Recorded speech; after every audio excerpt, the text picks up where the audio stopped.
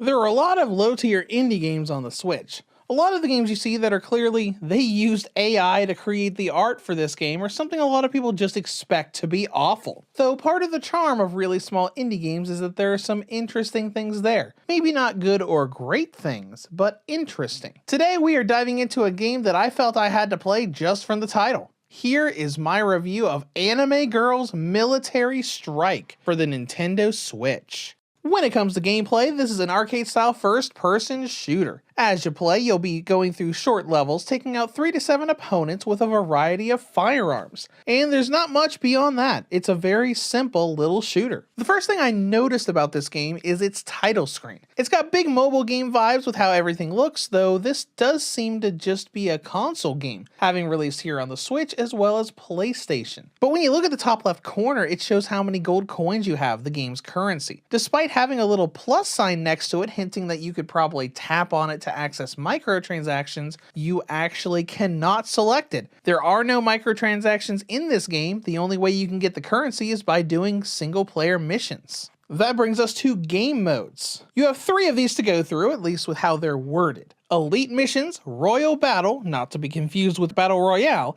and Combat Battlefield. But really, they're all the same thing. This game has 30 missions for you to go through, and they're divided into the 3 areas you go into, i.e. Elite Missions, Royal Battle, and Combat Battlefield. The actual missions are rather simple, and the first complete disconnect with what this game shows as its visual presentation from the get-go. You get these hyper-realistic artworks of the military girls in the initial boot up and title screen, and it's very clear that they're AI generated. Especially on the title screen when you see that the main girl's left arm is holding the rifle in 2 completely different places on the barrel. Something I feel they could have easily cropped out to look a little more genuine. All of that goes away when you go into a mission. You get a very basic looking Unity style graphical engine. Everything is simple and cartoony, showing some anime girl renders that look not so different than what you'd see in games like Hentai vs. Evil. If you look at the select team option with the actual anime renders, the second one looks spot on exactly like the main character of Hentai vs. Evil, just with a slightly different color palette.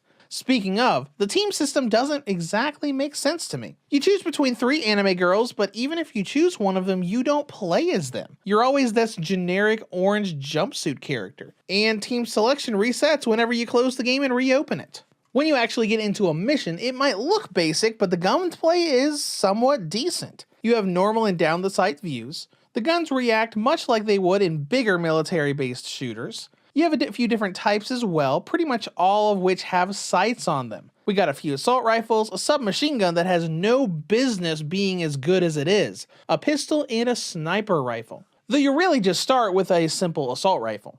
Your goal in each mission is to find and eliminate all of your opponents. There are a few anime girls wandering the map and will fire at you when they see you, unless you're behind a steel fence, something that is transparent but keeps your and their bullets from penetrating it. Once you eliminate all of them, you beat the stage, get a results screen, and are awarded money for your kills. Beyond this, you tackle more missions and eventually will have enough money from your kills to purchase more weapons. You can buy the weapons in any order, though they all have set price points. On this note, it is possible to repeat earlier missions to grind for money. I would not recommend this.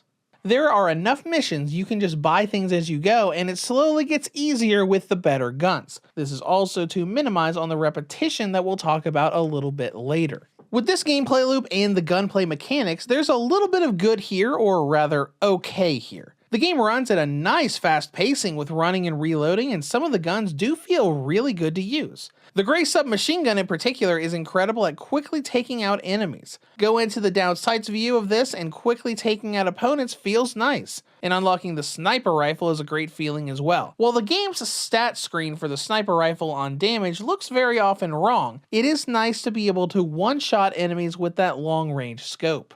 I mean, this isn't great in a AAA game way, but with the pacing, the speed of things, and how tight a couple of the guns are, it can give you a decent feeling for what it is.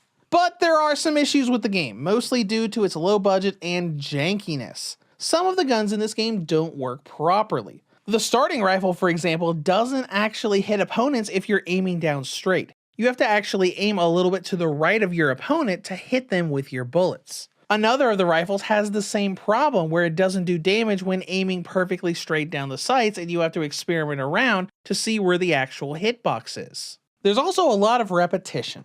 Every mission you play is basically the same mission but with a different number of enemies. There's only one map and you have the same anime girl enemies wandering around. The only real differences are the number of enemies you fight ranging from 3 to 7 and the location you spawn in on the map. Outside of that, it's exactly the same thing. They don't change how they fight as you go further into the missions, so you're really just doing the same mission with slightly different variables again and again.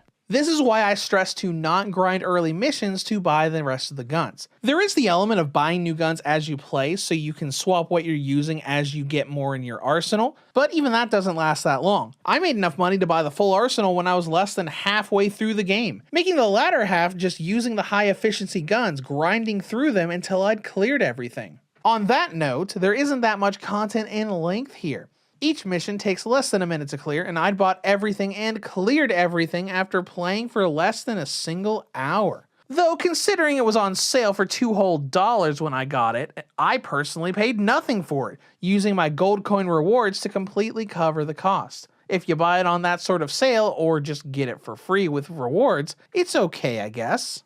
Next up is presentation. Obviously, all of the fancy AI artwork on the loading screen and title screen do not match the actual game engine. The in-game engine is very basic. Some of the textured objects look okay, but all in all, not super great. Though on the bright side, the game plays extremely smooth and fast. I don't think it's a full 60 FPS, but it's definitely got the smoothness of a game running at least 40. I never had any drops under 30, so despite its lower graphical quality, it does play quite nice. Though the game does sort of break itself. While it doesn't stop the gun from working, the submachine gun has a black sight that doesn't ever move. Even when reloading, the gun will move for the reload animation, but the sight just kind of hovers there, not moving with it. Part of the map is also unfinished, showing breaks in the textures and the world. If you walk into these areas, you can easily slip through and fall under the map, watching it disappear into the sky as you fall into a void of blue texture. Thankfully, it's in a set location, so as long as you avoid that part of the map, you won't need to worry about falling through it.